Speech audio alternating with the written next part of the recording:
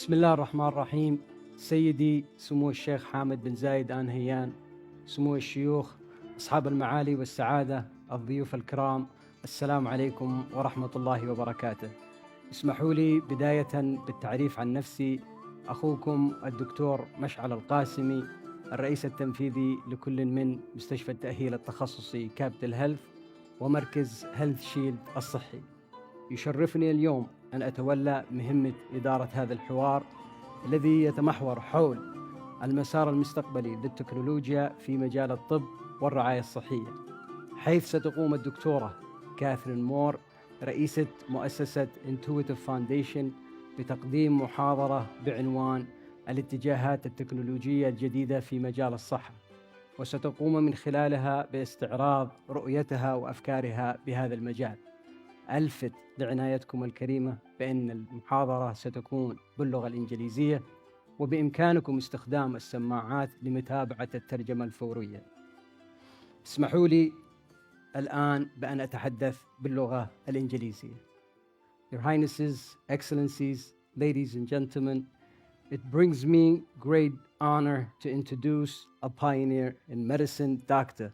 Catherine Moore, President of the Intuitive Foundation.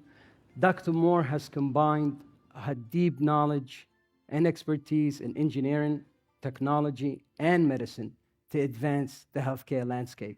Her lecture today, titled Charting New Paths in Healthcare Technologies, will offer us insights into the bright future in healthcare and the transformational impact of technology on the healthcare system.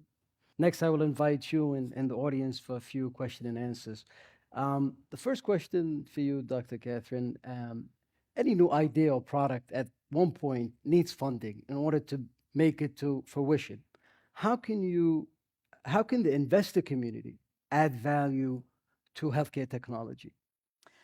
Well, there's so many different ways in which we can do investment, from venture capital to doing government investment for larger populations to things like philanthropic investment that I'm doing. And I think they each have their own niche.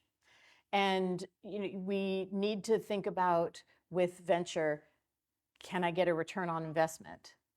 With government programs, how am I best benefiting the population? And in the areas of philanthropy, I'm using it to focus on, can we build new thought infrastructure associated with it? There are so many rich problems out there that all of these areas of investment are needed, and they can move it forward in synergy with one another. Another question I have, looking at technology, it's moving at such a rapid speed that eventually there's a lag between regulations, policies, and governance. Mm-hmm. What can regulators do to ensure that the technology is not only effective, but is actually safe and secure, especially in medicine where privacy is a big issue? Yeah, that's always an interesting thing to take on, because as an innovator, classically you're expected to rail against regulators, oh, they're keeping us back.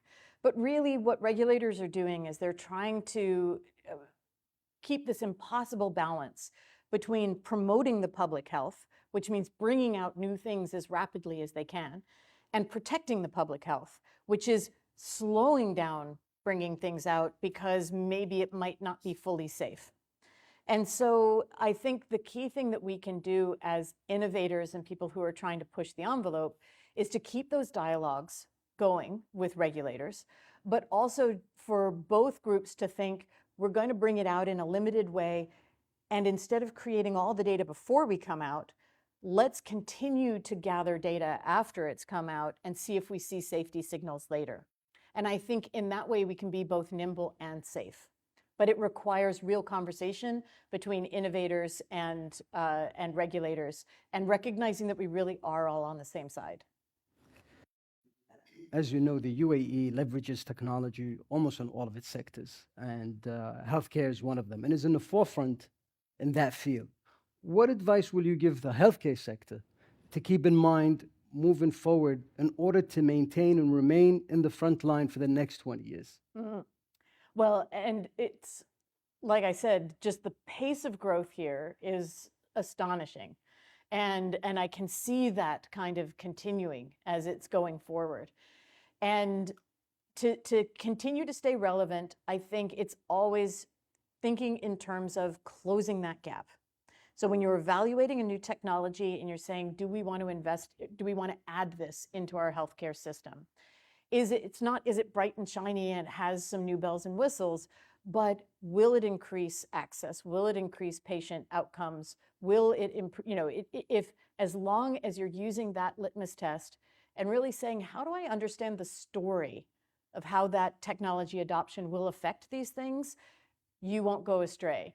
If you just say, oh, it's AI, and so therefore it's got to be better, you can sink a lot of money into something like that and never see the benefits of it. So keep the patient forefront, and UAE will stay out in the front.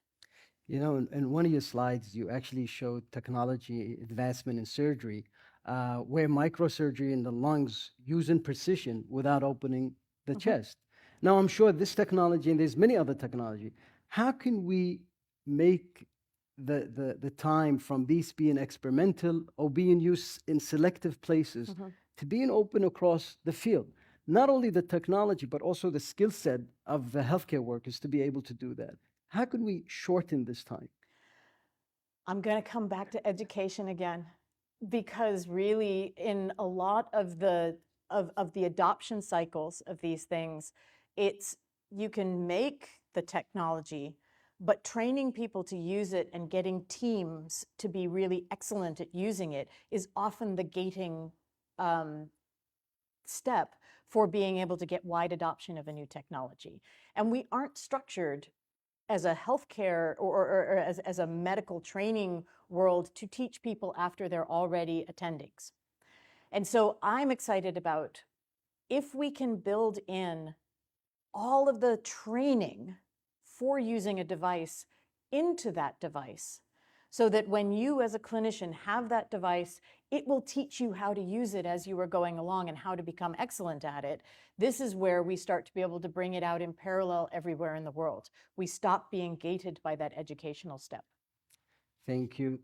In conclusion, today's lecture highlighted how technology has positively impacted medicine and healthcare by making it precise and accessible. Also, how the integration of new technologies such as artificial intelligence and big data is expected to bring about significant changes in the decision-making process and also the error rates in medicine.